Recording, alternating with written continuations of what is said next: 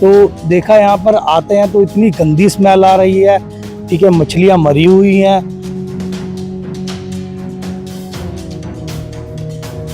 और राजधानी दिल्ली की यमुना नदी एक बार फिर सवालों के घेरे में है। इस बार वजह है कि हजारों मछलियों की मौत।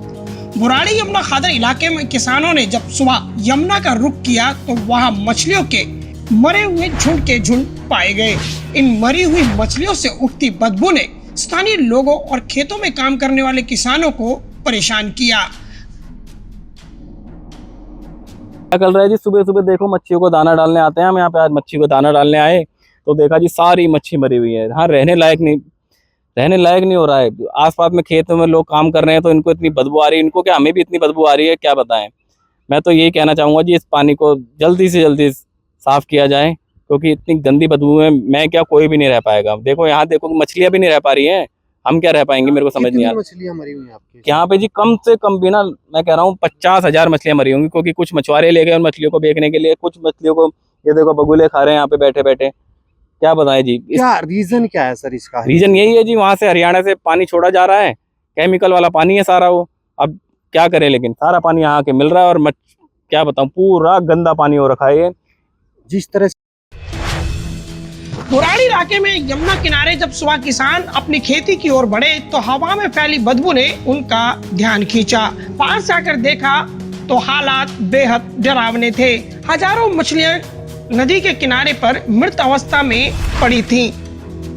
आपको बता दें कि मछलियों का मरना एक प्रकार से चिंता का विषय है कि यह क्यों मछलियां मर रही हैं, आखिर क्या वजह है। क्या यमुना का जहरीला स्तर अपनी हदें पार कर गया है या फिर कोई और वजह है। जैसा कि मैं प्रतिदिन यहाँ पर लगभग आता हूँ और मछलियों को दाना डालते हैं, फिर दाना डालने के बाद हम यहाँ पर स्नान करते हैं। ये हमारे यहाँ के पवित्र घाट है।